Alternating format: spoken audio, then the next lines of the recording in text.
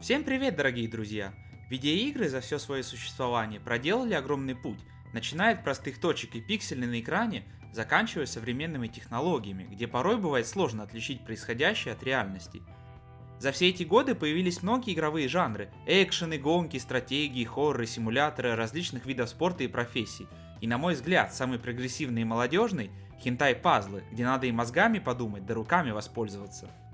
Если хорошенько поразмыслить, то вы осознаете одну очень интересную вещь. Самая популярная основа для игр – это убийство.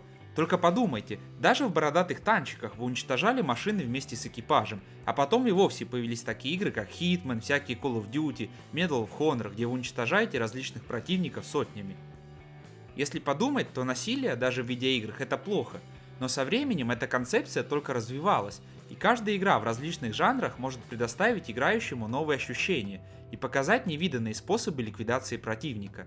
Хотите поиграть в симулятор войны? Попробуйте Arma. Желаете острых ощущений в жестоком и кровавом снаф-фильме? Попробуйте Manhunt от известной Rockstar Games.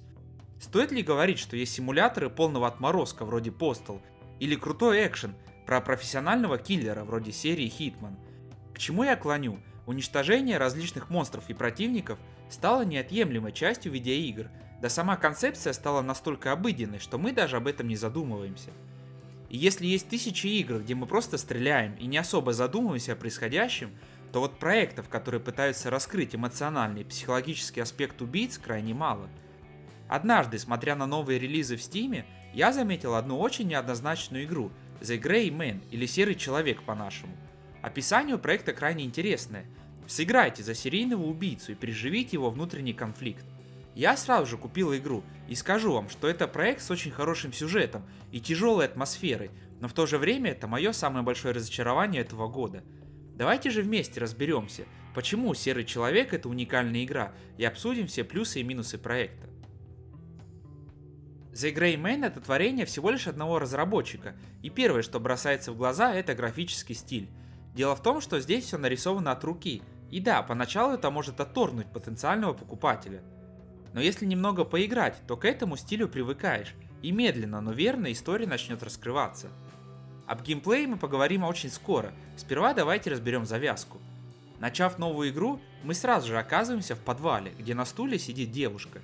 Она в заперти, и по диалогу вы быстро понимаете, что все происходящее мы наблюдаем глазами Энтони, мужчины, который является похитителем. Он спрашивает, если женщина хочет поесть, и получив положительный ответ, отправляется за куском хлеба и водой. Сразу же становится не по себе. Дом в полном упадке, везде темно и холодно. А судя по кровавым пятнам и заброшенным комнатам, быстро приходит осознание, что это логово серийного убийцы. Ну еще по огромной яме с костями и разложившимися трупами. С первых же секунд проект кидает вас в неприятную ситуацию. На фоне играет криповый эмбиент, который быстро начинает давить вам на нервы. И появляется главный вопрос: что дальше и зачем протагонист это делает? Он пытается быть хорошим, но каковы его истинные мотивы? Когда Энтони пытается накормить девушку, она ударяет его и пытается убежать. Подобрав нужное орудие, главный герой быстро расправляется с неудобной проблемой. Как вы видите, никакого толкового пролога тут нет. Игра сразу же кидает вас в гущу событий и заставляет смотреть и делать неприятные вещи. Не стоит задаваться вопросом, когда и где. На это игра не дает ответы. А если бы и дала, то это было бы совершенно неважно.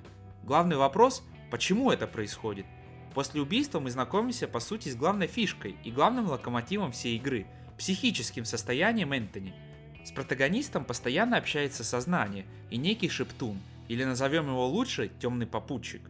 Сознание пытается связаться с Энтони и отговорить его от злодеяний, пытаясь напомнить ему, что не поздно спасти себя и свою душу. Попутчик же, наоборот, склоняет героя к насилию и говорит, что это и есть настоящий Энтони, и ему нечего скрывать от себя самого и мира. Не буду описывать историю дальше, так как если рассмотреть ее целиком, то быстро понимаешь, что все действие очень ограничено и происходит буквально за 2 ночи. Здесь нет колоритных персонажей, захватывающих экшн-сцен, весь ужас и борьба происходит в голове протагониста, и вы, как игрок, наблюдаете и принимаете участие в битве сознания и темного попутчика. Сможет ли главный герой побороть свое желание причинять боль окружающим, или наоборот полностью потеряет контроль над собой? Все зависит только от ваших решений. Весь визуал в проекте нарисован от руки, и поначалу это может даже немного раздражать. Все эти дергающиеся линии, непонятные летающие точки, если у вас большой монитор, то картинка растягивается и становится немного неприятно смотреть на происходящее. Но со временем к стилю привыкаешь, и вскоре все становится на свои места, а вы начинаете наслаждаться историей. Скажу даже больше, графический стиль хоть и прост, но выполнен со стилем. В сером человеке хорошо реализован контраст цветов, от блеклого серого и темного до холодных синих и красных цветов. Цветовая палитра имеет определенный смысл, и про это мы тоже поговорим. По первому взгляду может показаться, что The Gray Man это обычный квест, ну знаете, кликайте по локациям, собираете предметы, используйте их и передвигаетесь с помощью клика мышки по местности. Отчасти это так, игра действительно является адвенчурой, но если копнуть глубже, то проект является сочетанием мини-игр и классического приключения, и эта смесь работает достаточно коряво. Вы наверняка думаете, как можно запороть обычный квест, это же почти нереально. Дело в том, что здесь практически нет нормального интерфейса.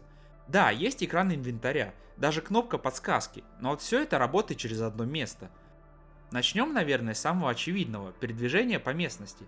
С этим все просто. Наводите курсор на одну из сторон на экране, и персонаж перейдет на следующую локацию. Проблема заключается в том, что иногда при переходе, если вы попытаетесь вернуться назад, вы окажетесь в другом месте. Почему так? Ведь если нажать назад, по идее я должен оказаться в месте, откуда пришел, верно? Неправильно. Дело в том, что в локации, в которую вы перешли, работают другие направления, и не факт, что пытаясь пройти назад, вы окажетесь на предыдущем экране, а скорее всего игра вас перекинет в новое место. Это сложно объяснить, но поверьте, иногда путь на предыдущее место обходится в несколько лишних кликов, потому что проект решил провести вас по другому пути. Эта проблема встречается в нескольких случаях и не слишком портит впечатление, но в одном моменте вы будете ходить по городу, где один неправильный клик выведет вас не в то место, куда изначально вы планировали пойти. По этой причине в конкретных сегментах буквально приходится запоминать последовательность кликов. На этом проблемы не заканчиваются. Некоторые предметы сложно обнаружить. Порой игра прямо фокусирует ваше внимание на месте и предмете, с этим все понятно. Но иногда кадр принимает такой ракурс, когда вроде бы ничего полезного нет, и вы уходите, так и не подобрав нужные вещи. Многие квесты решили эту проблему. Нужные айтемы подсвечиваются, либо при нажатии кнопки активируются предметы и места, с которыми можно взаимодействовать. Тут этого нет, а это бы очень помогло. На самом деле исправить эти вещи было бы проще простого.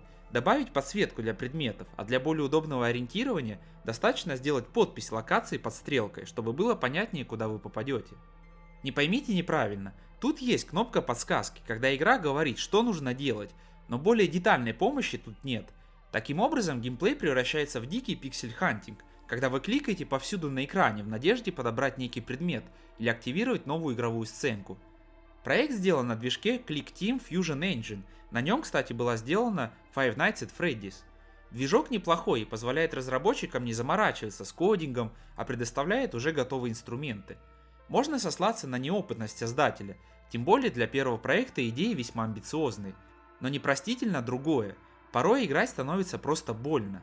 Помимо неудобств с передвижением и поиском предметов, главная проблема, как ни странно, заключается в том, что крутые сюжетные моменты и твисты разыгрываются прямиком в игровом процессе. Помните, я говорил, что вся фишка проекта заключается в том, что вы, как игрок, находитесь в жестоком конфликте совести и шептуна. Частенько игра будет заставлять вас делать выбор, или вам придется искать предметы, а нечто будет мешать вам. Вот вы идете по городу, завернули не туда, на вас вылетела страшная рожа, и вы оказываетесь в самом начале локации. Пытаетесь пойти другим путем, опять красное ебало на весь экран. Чем больше фейлите, тем темнее становится экран. Проходы блокируются, становится трудно понять, что происходит на экране. После нескольких неудачных траев влетает экран гейм-овера, и вам говорят, что вы потеряли контроль, и шептун овладел вами. Оказывается, что у вас есть фонарик, он не показан в инвентаре, но поверьте, он присутствует.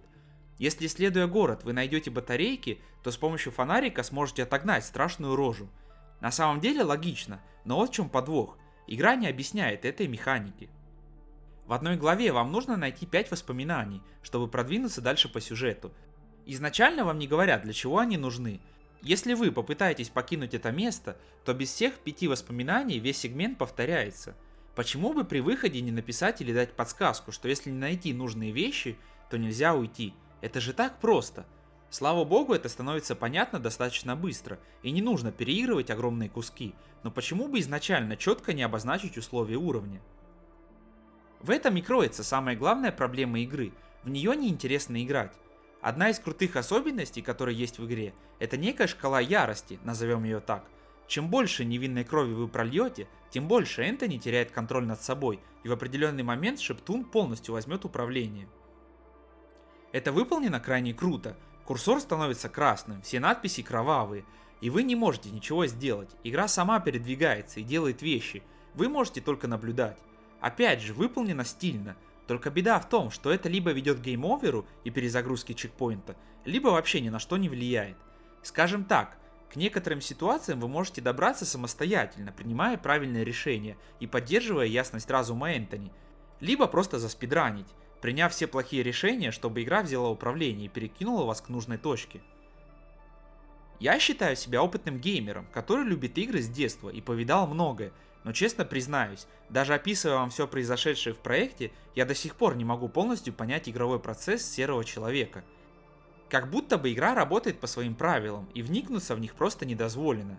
Я видел комментарии разработчика, что мол в некоторых местах это сделано специально, чтобы вы осознали, каково это человеку, который находится в подобном психическом состоянии, когда тот не способен нормально функционировать, есть провалы в памяти, эмоциональный дисбаланс. Честное слово, я быстрее научусь собирать пятнашки и решать пазлы с нотами на пианино, чем пойму, как работает The Gray Man. Но все же, если не забросить нудный и неудобный игровой процесс, если вы любите хорошие реально страшные истории, то перед вами откроется, пожалуй, один из самых глубоких и жестких проектов этого года. Когда игра работает как положено, то в ней появляются действительно шедевральные моменты. Я уже говорил, что уникальность игры заключается в моральных дилеммах протагониста, и по мере прохождения мы узнаем, кто он такой, какой была его жизнь и что сделало его таким. Если описать историю быстро без спойлеров, то проект изучает старую тему, рождаются ли убийцами или становятся из-за неких ужасных обстоятельств. История Энтони – это действительно душераздирающая повесть о человеке, которому даже начинаешь сочувствовать, и после прохождения задумываешься, а сколько таких Энтони находится вокруг нас. Игра наполнена различными метафорами. Мне очень запомнился момент с настольной игрой. В одной главе просто из ниоткуда вы начинаете партию в настолку, кидаете кубики, двигаетесь по клеткам. Поначалу вы выигрываете, но потом, как бы вы ни старались, темная пешка настигает вас, буквально повторяя все ваши ходы. Это внутренняя репрезентация темного попутчика, который идет по пятам героя, и как бы Энтони не пытался убежать, он не может этого сделать.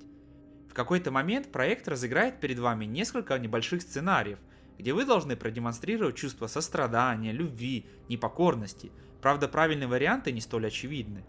Это не особо понятно по видео, но поверьте, проект очень атмосферный, и сама концепция внутреннего конфликта серийного убийцы передана на все 100%. В игре есть секция, где вы просто гуляете по городу, парку, едете в машине, и вы быстро осознаете, что Энтони следует за несколькими людьми, так как хочет выбрать себе новую жертву, но не может решиться, на ком остановиться. По мере прохождения грань между реальностью и сознанием протагониста будет стираться, и не всегда понятно, что правда, было ли это на самом деле, или всего лишь больные фантазии разума героя. Помните, я говорил про цветовую палитру? Дело в том, что даже при таком минималистичном и простом дизайне в игре есть жестокие сцены, убийства, попытки суицида, насилие, наркотики. Проект поднимает серьезные взрослые темы и показывает это во всей своей красе, ну или насколько позволяет сама картинка. Только после прохождения я понял одну интересную вещь. Например, сцены убийств или блуждания по городу в поисках жертвы выполнены в черно-белых цветах, а фантазия о суициде и воспоминания героя окрашены в разные цвета. Это интересная деталь, которая заставляет задуматься, что сам процесс охоты и убийства – это уже рутина, просто физиологическая нужда, которую надо удовлетворить. А вот мысль покончить с этим кошмаром и душевные травмы вызывают бурные эмоции протагониста. На уровнях порой можно обнаружить большую стену, которая называется доска позора. Если взаимодействовать с ней, Энтони напишет про то, чего он боится, о чем сожалеет и какой позор ему никогда не смыть с себя. Интересная деталь, которую вы можете полностью пропустить, но зато она дополнительно раскрывает персонажа. Как я и сказал ранее, если вы сможете освоиться с геймплеем и вам по душе дизайн, а не графика, то перед вами откроется реально крутая, страшная и жестокая история, которых в последнее время выходит крайне мало. В игре множество концовок, и есть реиграбельность. Только вот проходить все это во второй раз из-за всех геймплейных проблем вряд ли захочется. Отдельно стоит упомянуть технические проблемы. Дело в том, что вы иногда можете получить софтлок, то есть заблокировать себе прохождение, если пошли не туда или не сделали некие действия. У меня вообще однажды пропал весь инвентарь, и я не смог открыть нужную дверь. Чтобы решить эти проблемы, создатель сделал кнопку «Загрузить последний чекпоинт». Тут нет ручных сохранений. Читая разные обсуждения в Стиме, я видел проблемы про пропажу курсора, у другого не активировался игровой ивент и еще некоторые проблемы. Разработчик активно следит за этим и постоянно выпускает патчи. Видно, что он реально волнуется за проект и вложил в него много усилий, поэтому трудится над решением проблем, которые появляются у игроков.